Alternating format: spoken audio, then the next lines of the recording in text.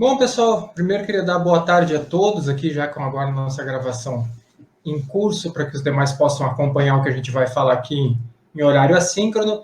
Eu queria agradecer a paciência de todos estarem comigo hoje à tarde, né? E vamos fazer aqui um pequeno resgate do que a gente já fez, já que a gente ficou aí, não só o feriado do 7 de setembro, a gente está 2 semanas sem efetivamente nos vermos, né? Então, a gente vai conseguindo aqui trabalhar um pouquinho melhor para a gente conseguir avançar aí no curso. Vamos lá para frente. Estou todo mundo vendo a tela? Confirma sim ou não com o dedinho. Beleza? Ótimo. Agradeço a todos. Vamos lá. Primeiro ponto que eu quero resgatar com vocês é um resgate muito rápido, está previsto para a gente demorar 5 minutos apenas nesse resgate. Quando a gente começou a falar de adaptação de prova, quando a gente começou a falar de criação de texto, de equivalência, a gente precisa unir uma série de conhecimentos que nos obrigam a refletir um pouco sobre como é que funciona esse processo.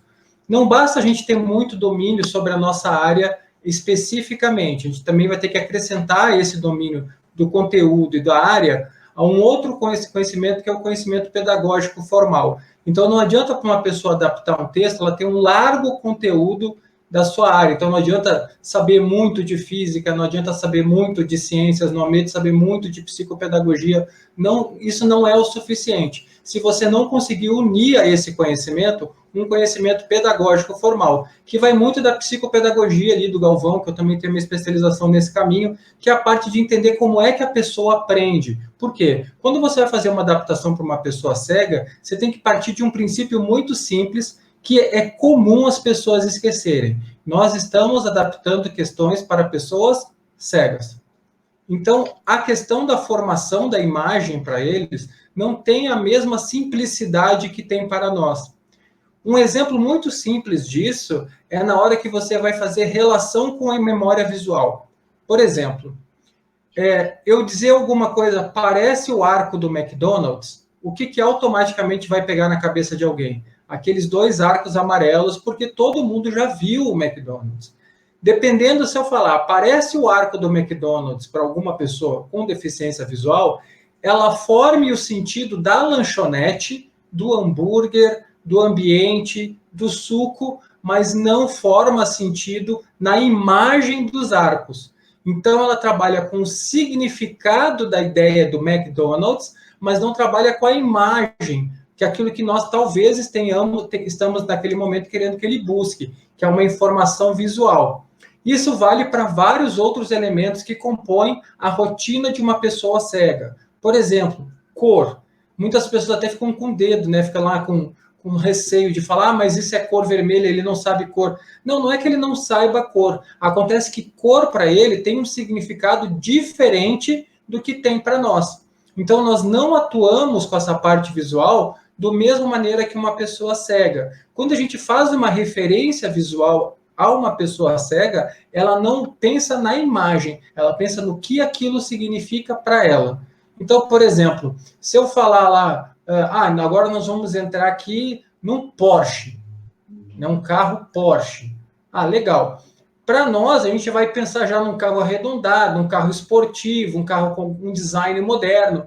Na cabeça dele, ele vai estar pensando no quê? No banco confortável, no tecido aveludado, onde ele tocou e entrou, a forma do carro, ou até mesmo o que aquilo significa em termos de dinheiro, poder, ou alguma coisa assessorada a isso. Então, a gente tem que tomar muito cuidado com aquilo que nós estamos fazendo como relação para fazer a imagem, a descrição da imagem, porque pode não ter o sentido completo para uma pessoa com deficiência visual. Então, você tem que unir o teu conhecimento específico forte com um conhecimento pedagógico de como o outro compreende o mundo, de como o outro aprende através do mundo. E aí nós vamos dar um conhecimento pedagógico de conteúdo. Não sei se vocês lembram, mas esse slide eu resgatei de uma aula que a gente fez no passado. Vou resgatar um outro slide. Isso aí é a questão da construção de um instrumento avaliativo. A primeira coisa que uma aula precisa ter é um alinhamento. Ela tem que estar com o objetivo, as atividades e a avaliação alinhadas. É isso que a gente estudou bastante naquela parte dos verbos, né? Quando a gente pensou nos verbos, era justamente para fornecer esse alinhamento.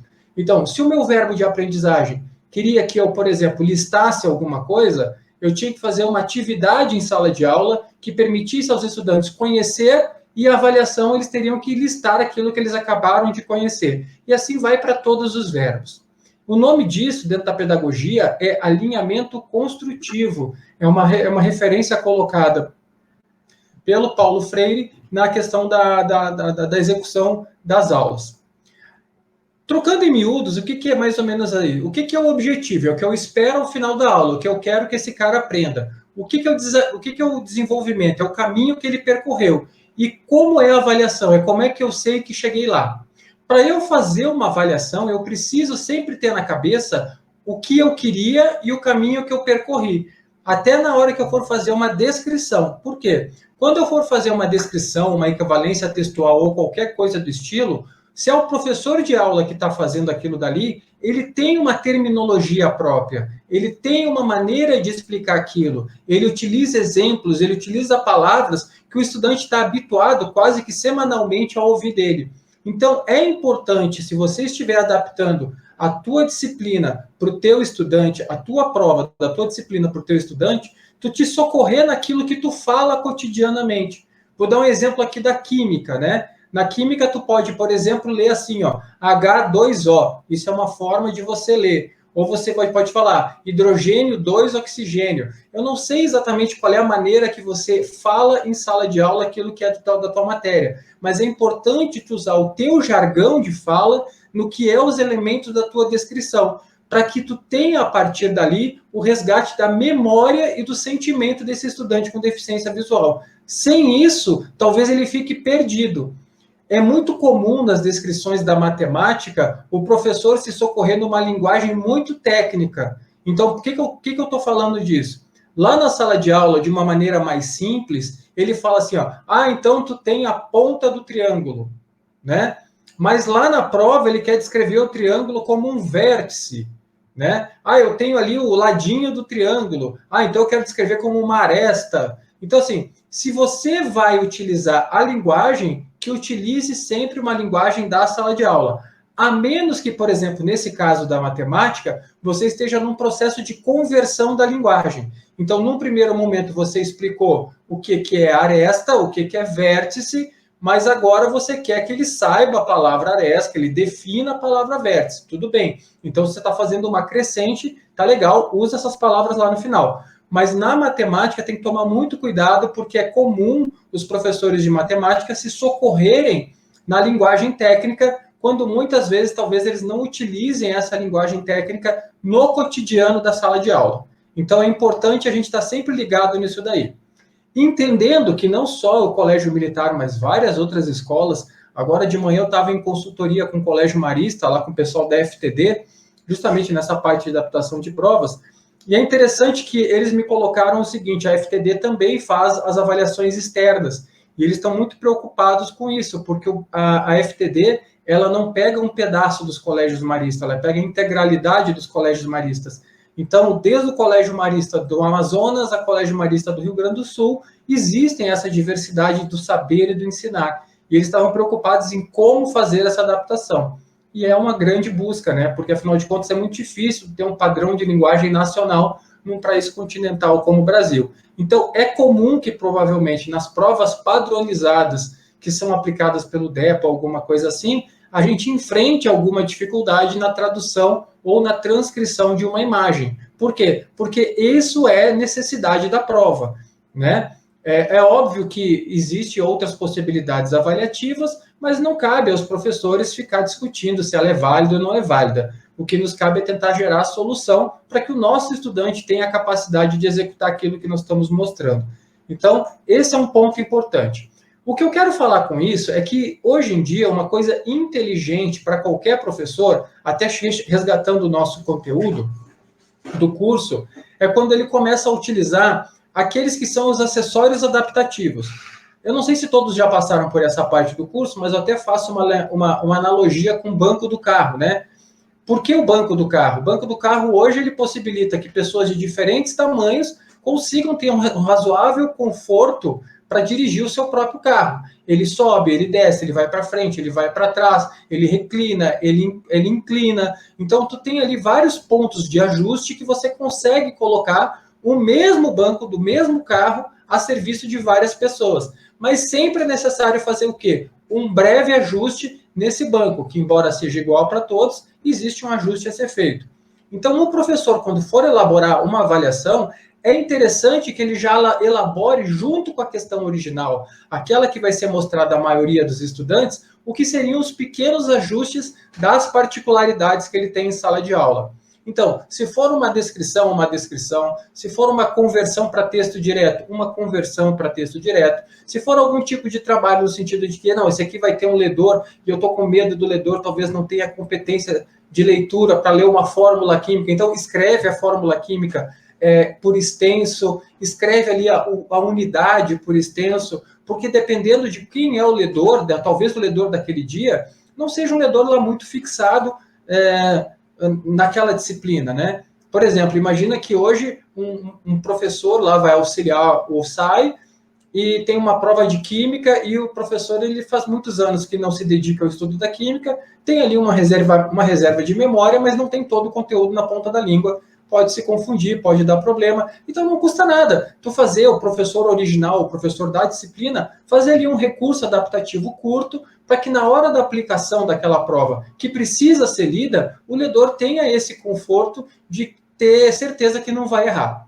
Né? Embora o ledor ele precisa ter técnicas de leitura, mas quanto mais a gente garantir que essas técnicas de leitura vão ser executadas a partir de um princípio de equidade, melhor pode ser. Né? Então, isso é um ponto importante para a gente começar a pensar. A elaboração da questão já nascer com os critérios que vão torná-la acessível.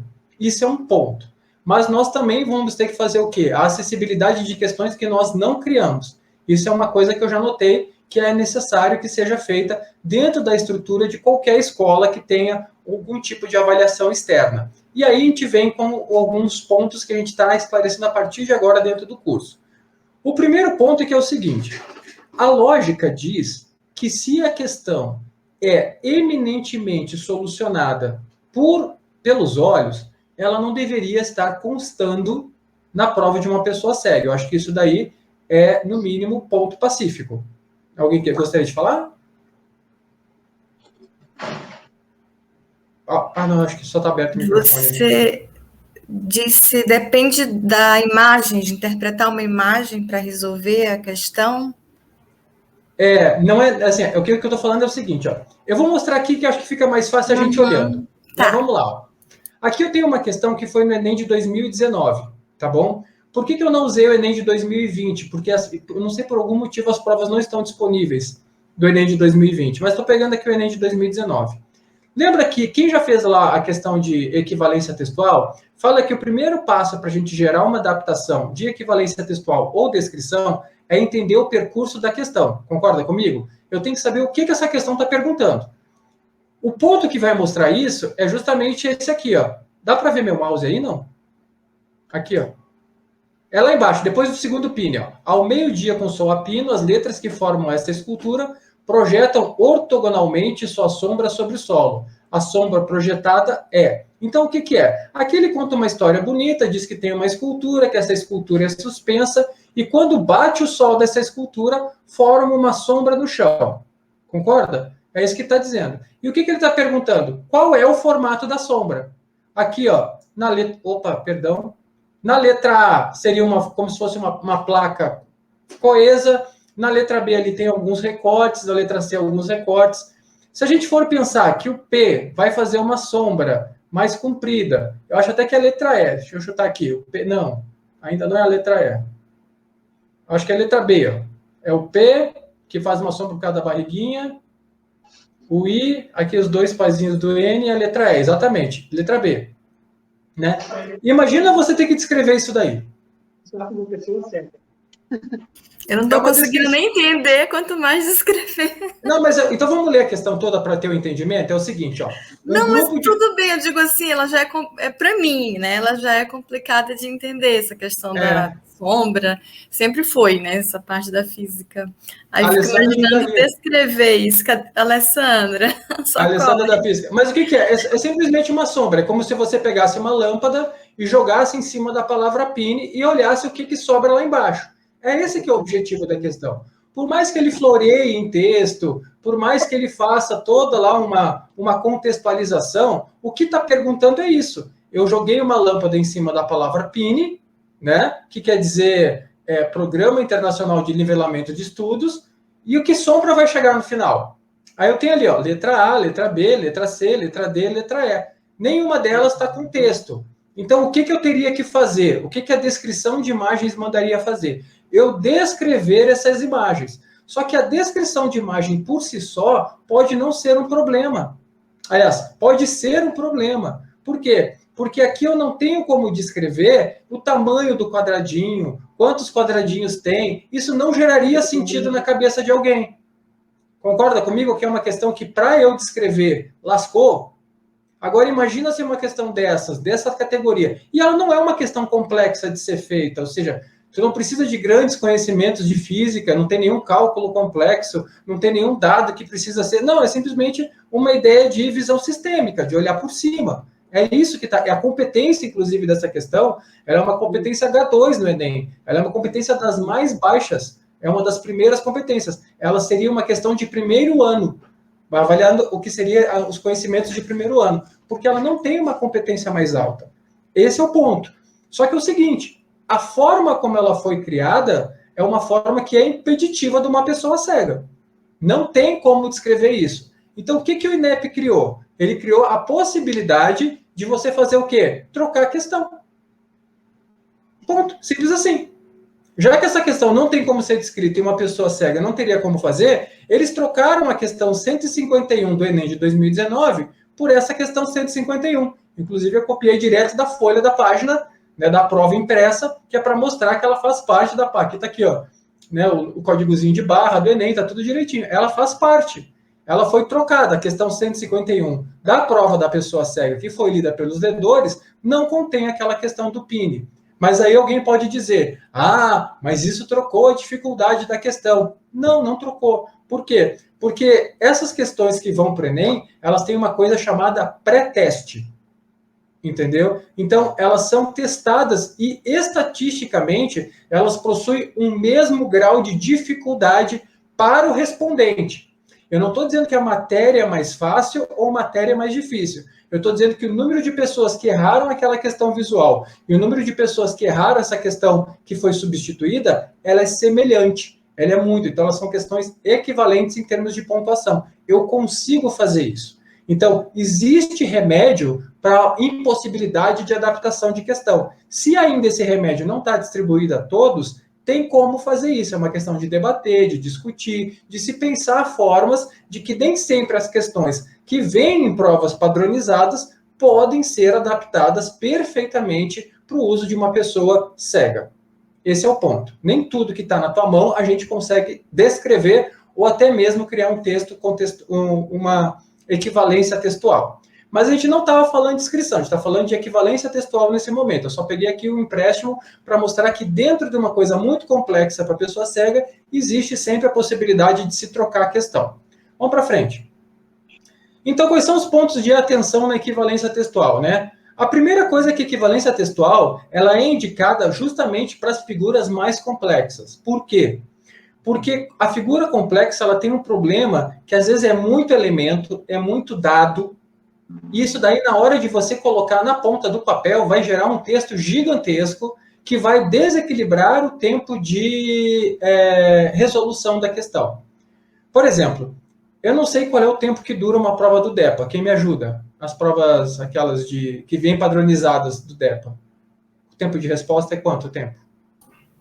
120 minutos, né, gente? É isso. Então 2 horas. Então ele tem 2 horas, e eu vi ali que tem quase 100 questões, se eu não me engano, na prova. Até vou me certificar aqui para não falar um dado errado. Só um segundinho que eu já retorno. Aqui, deixa eu puxar aqui para o final.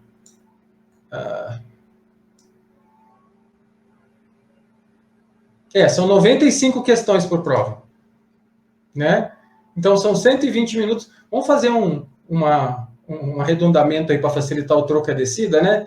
Então, tu tem ali pouco menos, na verdade, de 2 minutos para resolver uma questão. em 120 minutos, se esse dado do 120, mas independente do texto, do tempo, entendeu? Não, isso é irrelevante. O que é relevante aqui é que é o seguinte, a questão que vai para a pessoa cega, ela tem que ter uma equivalência de resolução em relação à questão que não vai para a pessoa cega. Entendendo que a pessoa cega, normalmente, ela tem direito a um tempo extraordinário de prova. Então, tu tem que somar tudo isso. Então, vamos lá. Os estudantes regulares, eles têm 120 minutos para fazer 100 questões. Vamos arredondar aqui. A pessoa cega, talvez ela tenha 150 minutos ou 160 minutos para fazer as mesmas 100 questões. O que acontece? Embora ele tenha esse tempo a mais, a gente não pode queimar esse tempo a mais com uma descrição muito longa ou que fique muito complexa, porque senão ele vai gastar mais tempo de resolução que os outros. Então, a gente tem que ter, além da igualdade, uma coisa chamada equidade. O tempo de resolução de questão tem que ser o mesmo. Então, a gente tem que ter muito cuidado com o que nós vamos descrever ou o que nós vamos fazer de equivalência textual, para que esse texto não fique gigante e tome do estudante esse tempo necessário da resposta mesmo. Então, é o primeiro ponto. Outro ponto de equivalência textual é que ele não tem a obrigatoriedade de descrever o que está na imagem.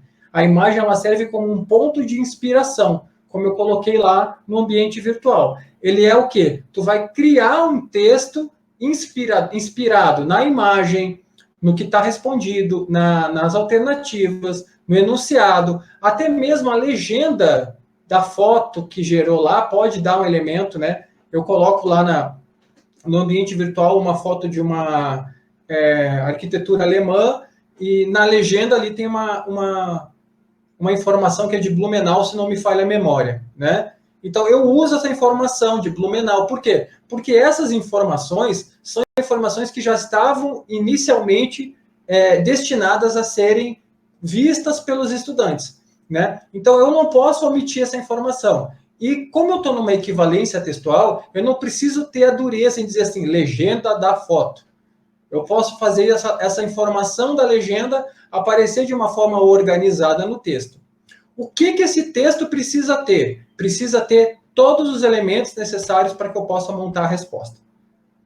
Eu não posso suprimir elementos do texto ou não posso me dedicar a uma descrição sem que eu consiga enumerar aquilo que são os tijolinhos que vão construir a resposta. Então, esse é um ponto importante também para que esteja na nossa equivalência textual.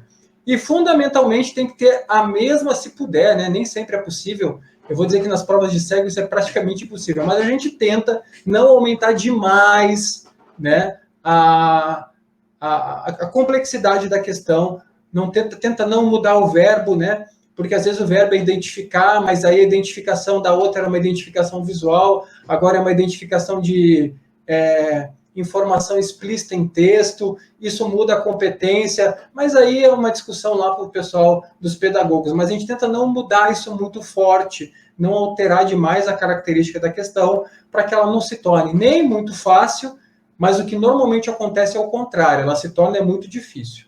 Porque quando a gente tenta descrever, fica tranquilo, a gente vai dar um jeito de arrumar uma confusão com o estudante. Vamos lá. Quem é alguém da matemática aqui hoje?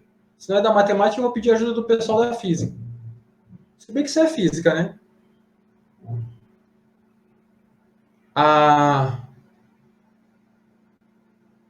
Ninguém da matemática aqui? Deixa eu ver, cadê? Antônio? Acho que saiu, né?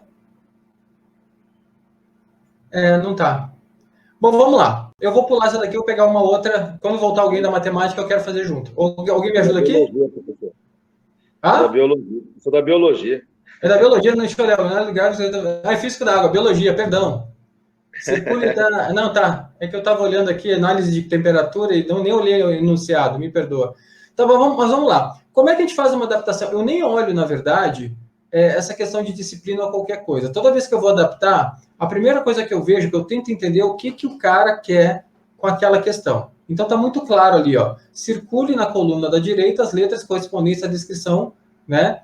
Que o quê? Que é aqueles pontos ali, o A, o B, o C, o D e o E, que é onde eu tenho que marcar se a temperatura da água permaneceu, se ela está totalmente em estado sólido, se ela passou pelo processo de fusão. Então, eu tenho que marcar isso. Isso é uma questão que uma equivalência textual pega muito bem aí, né? Onde eu poderia fazer algum texto que explicasse esse gráfico sem necessariamente utilizar os termos que estão aqui na resposta, entendeu? Então, eu teria que criar alguma solução para que essa questão fosse uma questão onde eu teria um texto substitutivo. Se eu fosse trabalhar meramente com descrição, eu poderia colocar assim, num gráfico cartesiano de temperatura vezes tempo, no ponto menos 10 e 0. Só que isso daí, para uma pessoa cega formar esse gráfico na cabeça, é uma maldade sem tamanho. Por quê? De novo, eu vou dizer, eu vou enumerar um monte de dados e talvez esses dados não sejam formativos de uma possibilidade. Um ponto adaptativo importante é que, se tiver tempo, modelos táteis desse tipo de questão podem ser feitos. Então, a ideia do barbante, de utilizar o quadro, né? Tem um quadro que a gente tem pinos, ele é uma madeira toda cheia de pinos, e você pode utilizar liguinhas, aquelas de amarrar dinheiro, aquela borrachinha de amarrar dinheiro, e formar gráficos a partir dessa borrachinha, onde a pessoa cega tatearia esse gráfico e teria a mesma informação que o visual tem, sem a necessidade de eu fazer uma adaptação textual para essa questão, entendeu? Então, em escola, a gente tem mais possibilidade adaptativa do que um Enem, por exemplo, que o Enem não tem como dar essa tábua para todo mundo, nem sabe se o cara vai precisar, ou nem menos sabe se ele vai conseguir utilizar essa tábua caso ele dê, né? Então, assim, na escola já pode ser um processo até de treinamento do próprio SAI e dos professores em ter um recurso pedagógico tátil acompanhando o ensino dessas disciplinas que utilizam gráficos nessa estrutura, porque você consegue, a partir do movimento tátil, fazer a construção mental da imagem, que é uma área equivalente, né? Hoje já é provado que os cegos eles acabam armazenando as imagens táteis no mesmo campo do cérebro onde nós armazenamos as nossas imagens visuais. Tem um filme, eu não lembro o nome do filme, me perdoa, onde o rapaz ele faz uma cirurgia e recupera a visão. E aí uma pessoa mostra um bule para ele. E mostra assim, né, de longe. O Keanu Reeves, até o artista, mostra um bule de café, mostra para ele, e pergunta, você sabe o que é isso? Aí ele, como é a primeira vez que ele está vendo um bule, ou seja, ele recuperou a visão, ele não tinha visto, ele era desde criança, ele era cego. Nessa primeira vez que ele recupera a visão, ele fala, não, eu não estou conseguindo, eu não sei o que é isso. Quando a pessoa coloca o bule na mão dele e ele encosta no bule, ele fala, gente, é um bule de café. Por quê? A ressignificação até então era uma ressignificação tátil.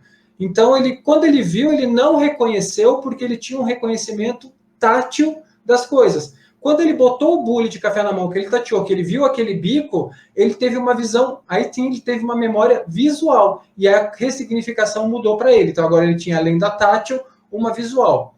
Vou dar um outro exemplo. Enquanto eu trabalhava em sala de recurso aqui no Distrito Federal, uma vez eu me deparei com uma questão de ligação química entre moléculas, moléculas, né? Eu estava fazendo lá um estudo de reforço com o estudante, embora não seja da minha área, mas a gente acaba que faz de tudo. Eu estava auxiliando lá, aplicando o material designado pelo professor da área, e lá falava as ligações. Então, aí aparecia lá uma moléculazinha de carbono, aí ao lado outra moléculazinha de carbono, 3 pontinhos do lado, 3 pontinhos do outro, simbolizando que seriam as ligações, né? Ligação simples, dupla, tripla. Essa era a ideia que eu tinha que mostrar para a pessoa. Quando eu falei para a pessoa, eu falei assim, ó, olha, esses pontinhos parecem o E agudo do Braille. Por quê? É um estudante cego que conhecia Braille.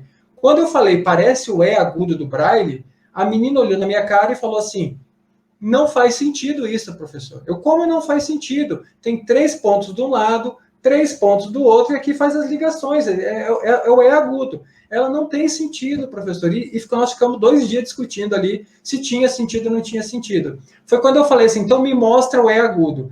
Ela tinha na cabeça o E agudo que se usa na máquina Perkins, aquela máquina de datilografar em Braille, onde o E agudo você tem essa situação aqui. Todas as teclas são pressionadas, então você fica nesse sentido. É como se fosse uma linha de pontos, e não 2 colunas de pontos. Então, o referencial é um ponto importante. Quando você está falando, o teu nível de referência tem que ser muito perto do nível de referência do estudante para quem tu está adaptando. Numa prova padronizada, onde vai para todos, é praticamente impossível o adaptador ter esse nível de referência. Então, ele vai testar lá o que é uma possibilidade de um estudante médio, mas a gente tem um problema pela frente. Eu não sei quem é médio. Me diga quem é médio. Por exemplo, se eu pegar a média da minha cintura, a média da cintura do Galvão e a média da cintura da professora Elda, dividir por 3 e mandar construir uma calça, capaz de não servir nenhum dos 3. É bem provável que não sirva em nenhum dos 3. Ou fique apertado ou fique grande para alguém. Então, a média, ela causa esse problema. Ela não é uma atividade que a gente tem que estar muito fiel no momento que nós vamos adaptar. A adaptação, ela demanda a pessoalidade. Então, você tem que conhecer o estudante, o público para que você está adaptando a questão. Essa ideia do estudante médio, ela é uma ideia muito boa para outros pontos. Para esse ponto da avaliação, ela não é uma ideia muito precisa, porque ela não vai me dar uma coisa mais adequada ao que é aquele estudante. E como o professor vive cotidianamente com aquele estudante, ele já tem como saber das preferências, do que acontece, de como é que ele entende, já tem alguma técnica de sala de aula, alguma técnica do SAI, que alguma coisa aconteceu que já sabe que aquele estudante consegue ou não consegue trabalhar. Voltando ao nosso gráfico, né? Quando a gente mostra isso daqui, as pessoas elas automaticamente querem disparar para a descrição. Eu não faria isso. Eu tentaria ver alguma situação do cotidiano que pudesse mostrar isso, ou seja, que pegasse uma água a menos 10 e elevasse ali a mais de 100, colocando isso daí, o que seriam as transformações, né? Então, por exemplo, eu consegui subir na água, não sei, inventar alguma situação que aí entra a parte da competência pedagógica, que entra a parte da competência de conteúdo, que o pessoal da biologia vai conseguir, das ciências, vai conseguir pegar algum exemplo muito crítico, né, muito fácil para esse estudante. Eu não vejo numa questão como essa a necessidade de troca, eu vejo a necessidade de adaptação, que não seja uma mera descrição do gráfico, que talvez não forneça o sentido necessário. Como o objetivo é saber se a pessoa reconhece do gráfico essas questões, eu teria que pensar alguma forma nesse sentido. Vamos fazer uma outra? Eu vou pegar de outra disciplina aqui, né? Agora sim, da química, né? Novamente, ó, a imagem abaixo representa os 3 principais tipos de ligações químicas que podem ocorrer entre os átomos. Baseado na análise da imagem no estudo das ligações, indique qual tipo de ligação química está representada em A, B e C, justificando como você chegou a essa conclusão. Então, ali, o que eu estava tentando mostrar era essa de hidrogênio e oxigênio aí para ela, né? Isso era o que eu estava tentando fazer para aquela estudante ali.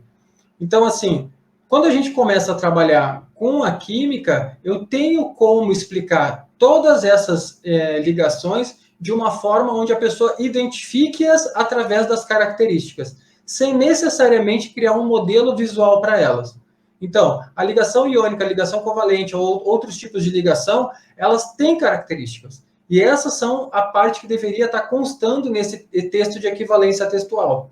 Talvez a mera descrição disso daí, se essa imagem não foi trabalhada em sala de aula por meio da descrição, não realize sentido para a pessoa. Então, a estratégia de resolução e de construção do texto, ele está muito mais focado em dar a oportunidade da pessoa responder do que especificamente descrever lá o que está aparecendo na tela, né? Vamos pegar mais uma aqui, ó. Agora vamos começar a falar com o pessoal de humanas e eu começo a dar a opinião mais precisa. Eu sou do time que faz miçanga, né? Mapa da Rússia e as informações a seguir, ainda vale um score ali, ó, né?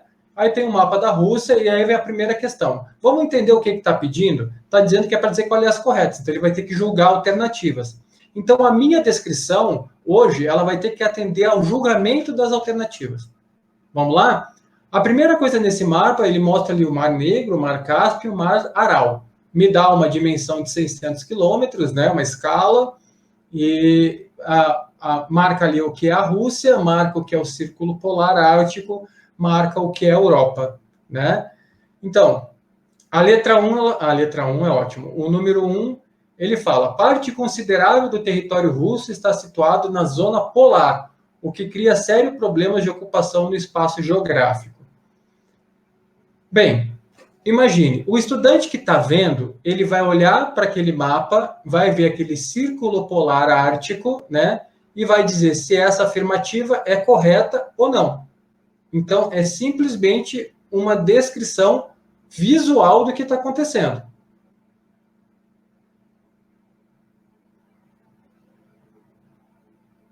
né? É simplesmente uma descrição visual do que está acontecendo. Então, para a pessoa que não vê, eu teria que explicar que metade do território, ou 2/3, 1/3 do território da Rússia está dentro do Círculo Polar Ártico, sem, contudo, utilizar qualquer palavra que remeta ao item 1. Olha que desafio bonito que eu acabei de ganhar. Porque se eu tiver que mexer nessas alternativas, eu estou mexendo na estrutura da prova. Dá para fazer? Dá. Às vezes é necessário tu mexer. Mas não de forma a mexer muito severamente a ponto de mudar a estrutura. Veja como é difícil essa parte da descrição ou até da equivalência textual. O 2. Em áreas do sudoeste da Rússia, percebe-se a ocorrência do clima semiárido. Bom, essa informação não é uma informação constante no mapa. Enquanto as outras informações são informações constantes no mapa, essa número 2 não é uma informação do mapa. Em nenhum momento do mapa fala de semiárido ou fala de clima. A única referência ao clima é o Círculo Polar Ártico, que nem pode ser uma referência climática, e sim uma referência geográfica, que acaba que tem impacto no clima. O item 3. As elevações do Monte Colima constituem desdobramentos terciários e apresentam inúmeros vulcões ainda em atividade. De novo, o mapa não tem nenhum tipo de resolução sobre esse item. Não tem, porque o mapa não mostra absolutamente nada a respeito de monte. Mostra ali uma cadeia de montanhas, bem exatamente onde está o nome Rússia, né? Mas não mostra as elevações do Monte Colima. Então, quase que por indução, né? Tu induz isso daí, tu diz que aquela cadeia talvez tenha um Monte Colima, que talvez tenha vulcão, não sei. Mas o mapa em si não mostra isso. Ele não presta esta informação. E o 4, o clima mediterrâneo abrange 50% do espaço territorial russo. Novamente, o mapa não fala de clima. Fala que 1/3 do território está no Círculo Polar Ártico, mas não fala mais nada além disso. Não dá mais nenhuma informação nesse sentido. Então, esse mapa, das 4 afirmativas que tem, ela resolve apenas uma. E aí vem a pergunta: descrevo o mapa ou não descrevo? Imagina você descrever o mapa. À esquerda, os países da Europa. E outra coisa, eu não entendi por que tem a marcação do Mar Negro, do Mar Cáspio e do Mar de Aral. Porque eles não apareceram nas referências do texto. Entendeu? Nos textos não mostra, ali não fala. Então você vai julgar se a afirmativa 1, 2, ou 3, ou 4 é verdadeira. Ela está muito mais, essa questão está muito mais para que eu mude aquela primeira assertiva para alguma coisa que não precise do mapa, ou simplesmente retire o mapa. Porque o mapa não está fazendo efeito. Eu consigo responder a 1 sem o mapa. Entendeu? Eu consigo responder a 1 sem o mapa. Então, se eu retirar o mapa, ele não faz falta. Só que é o seguinte, na mão de uma pessoa que não domina o conteúdo, e aí, como eu falei, na área de humanas, eu mando um pouquinho melhor, né? Mas na mão de uma pessoa que não domina o conteúdo, ele vai se gastar horas descrevendo um mapa que no fundamental não vai me dar uma solução da questão. Então, eu posso aumentar o nível de complexidade dessa questão para a pessoa cega sem ter nenhuma necessidade. Isso é um problema que a gente tem. Então, a gente tem que analisar a questão como um todo. Eu não posso sair descrevendo, eu tenho que entender o que é essa questão. E se for necessária essa descrição, eu tenho que mostrar que através dessa descrição, ele tem os elementos necessários para a resolução da questão. Vamos para mais uma. Essa aqui também está nas provas do DEPA. Gente, pelo amor de Deus, não vão falar mal de mim lá no DEPA, é só uma análise das questões, tá? Ah, o professor Dário estava falando mal da prova de vocês. Não estou falando, é só uma análise de adaptação, né? Talvez eles não tenham parado para pensar nesse ponto, né? Vamos lá. A questão 24 aí da prova do DEPA, né? Sobre o adro do Santuário de Bom Jesus de Matozinhos estão as esculturas em pedra-sabão de 12 profetas. A imagem 4, que está ali, aquela imagem colorida ali. A obra do importante escultor e arquiteto brasileiro Antônio Francisco Lisboa, mais conhecido como Aleijadinho. Aí vem lá para o que é a nossa pergunta, né? A colocação diferenciada de cada personagem sob o adro provoca a sensação de que, né? O que está perguntando? qual a sensação que essas personagens sobre o adro provocam em quem está olhando a foto. Que é coisa mais visual que isso? Não tem como ser mais visual que isso. E outra coisa, aí vem um ponto importante, né? A menos que o estudante tenha estudado, tenha lido algum texto que fale sobre isso daqui, percepção é pessoal. Então, se eu marcar ali que a igreja se fecha para a comunidade, eu nem tenho como dizer que está certo ou está errado, porque se é percepção, é eu que tenho que responder. É óbvio que a gente... Então, assim, existe ali sei lá, eu acho que eu trocaria a palavra sensação por alguma outra coisa, né? Mas vamos lá, independente do que é a crítica à questão, vamos fazer assim, ó. É nítido que eu vou precisar descrever essa imagem de alguma forma. Concorda comigo? Porque se a pessoa tem que ter uma sensação a partir dessa imagem, ela tem que ser descrita. Agora, como é que eu falo sensação para alguém? Esse é um ponto. Como é que eu falo sensação para alguém? Isso me lembra uma questão do Enem de 2011. Em 2011, eu acho que eu até já devo ter falado em alguma outra aula. Em 2011, eu passei por uma questão do Enem. Aliás, gente, deixa eu fazer uma fofoca aqui, uma inconfidência, né? Ali no material de estudo aí da próxima lição que vai abrir ainda hoje, né, logo depois da nossa, tem um motivo oficial de eu ter sido desligado da comissão de adaptadores do INEP, tá? Que é uma discussão que eu tive à época sobre uma questão do cara chamado Espeto. Né? Vocês vão ver lá, aí vocês tirem as conclusões. Né? Mas na verdade não foi isso, não. O que acontece? Mas voltando aqui à questão da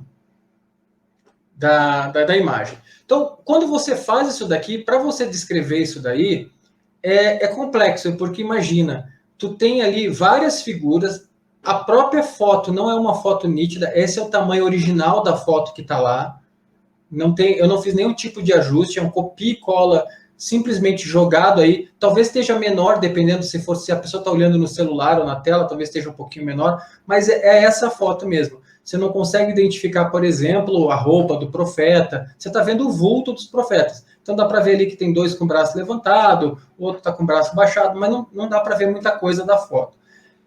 E vamos lá, então beleza, o que a gente tem que fazer é qual a sensação provoca. Aí eu vou ler agora as alternativas. Na letra A, os profetas se distanciam das pessoas que entram no adro. Letra B, a igreja se fecha para a comunidade. Letra C, os profetas dão as costas para a impureza do homem. Letra D, os profetas gesticulam e se movimentam em direção às pessoas que entram no adro. E letra E, os profetas caminham para o interior da igreja, né? O que está colocado aqui é o seguinte, existem textos que eu já li sobre essa igreja que seria a letra D. O objetivo do Aleijadinho, ao criar essa obra, era que a pessoa, quando entrasse ali, fosse recebida pelos profetas. Então, é como se os profetas estivessem se movimentando em direção à pessoa que está entrando, está subindo as escadarias. Então, independente do lado que ela suba, tu tem um profeta ali para te receber, fazendo uma pose, fazendo um gesto, como se ele estivesse te chamando para conversar, para estar ali perto dele. Essa é a ideia do Aleijadinho, de colocar, né, as 12 esculturas nessa parte da igreja. Então, isso era o que está criado, mas tudo bem. Então, se eu cheguei ali no que é o gabarito, né, que no caso seria a letra D, o que eu preciso ter na minha equivalência textual?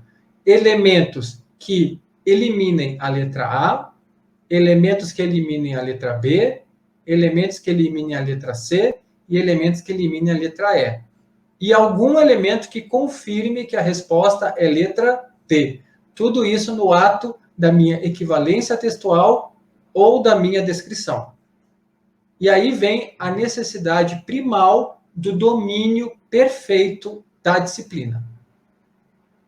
Entendeu? Então é muito ruim a gente ficar tentando adaptar uma questão até mesmo produzida por outro professor. Porque às vezes tu não sabe qual era a intenção, o que estava na cabeça do professor, então numa dessas tu rebenta a questão de alguém. Isso é quase que um pedido de socorro a todos os professores da escola.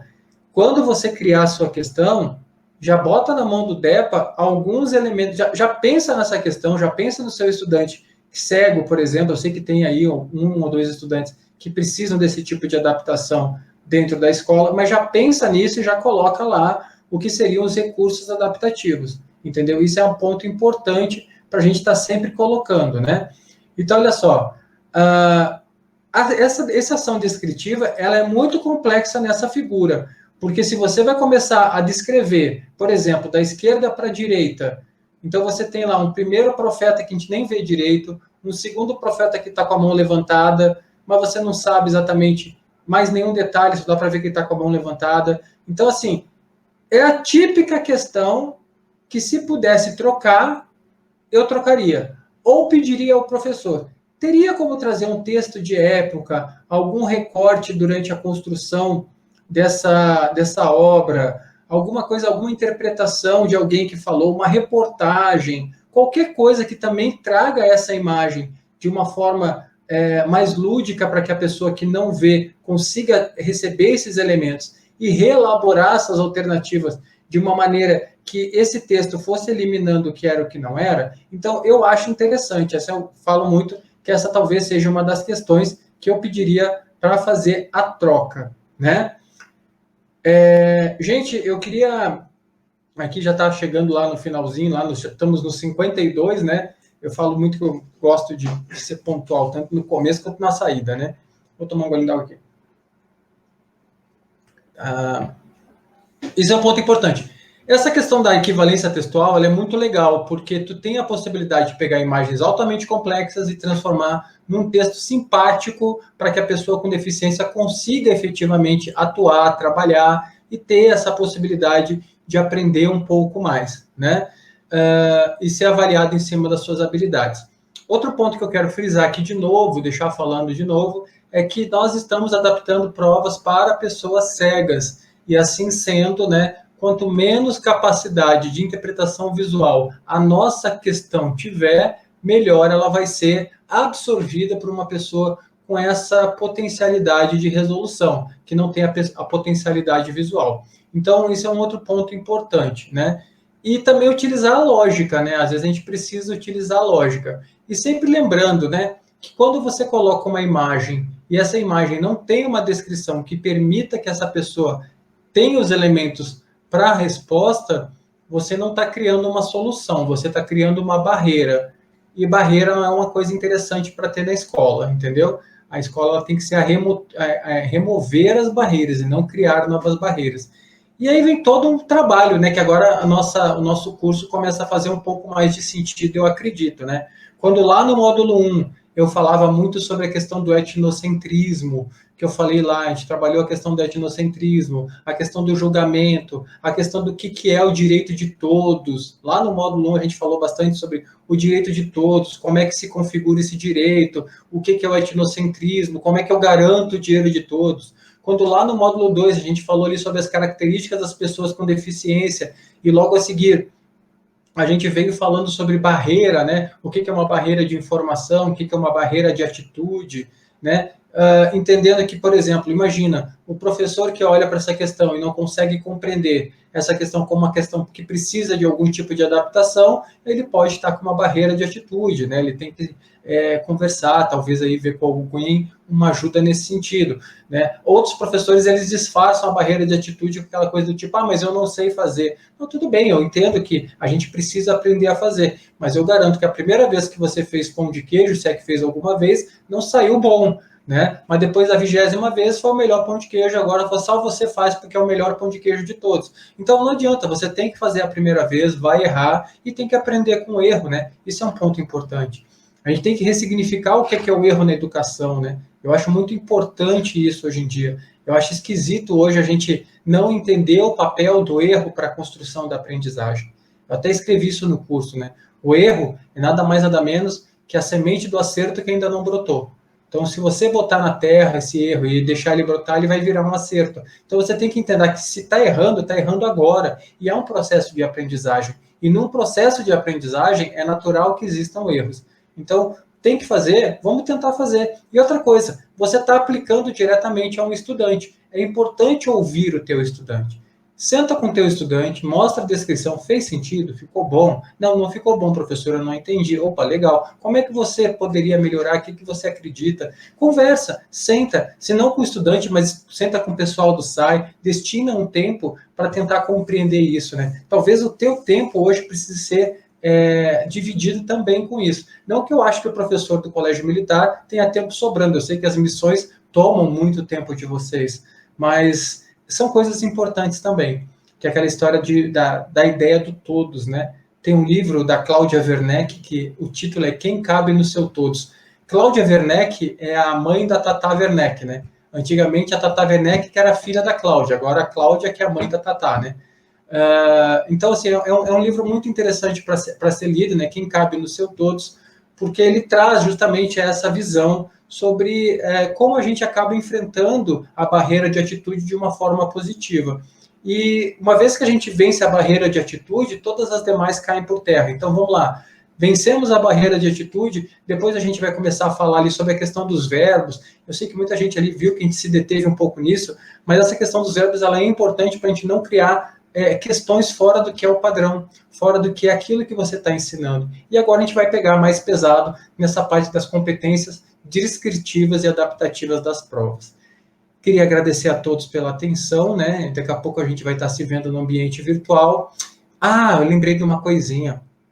O pessoal, eu acho que eu não consegui me expressar direito lá no último fórum, não sei se alguém já respondeu, quem já respondeu tudo bem, não precisa fazer uma nova resposta, mas se alguém não respondeu, a ideia não era dizer se precisa de adaptação, a ideia era já fazer uma proposta de equivalência textual para aquelas figuras, tá, gente?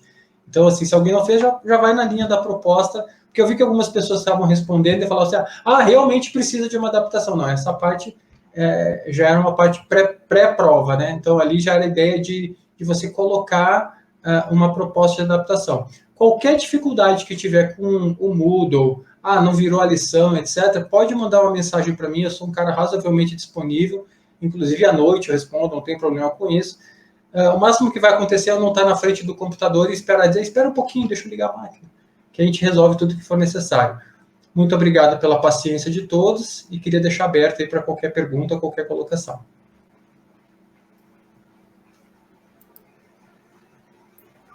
Ok, obrigado, Dário. Alguém tem alguma pergunta? A gente pode perguntar aquela dúvida mais cruel, assim, sabe? Dário, mas na minha disciplina, como é que faz? Vamos tentar. Eu não domino todas, mas eu tento. Eu sou ousado.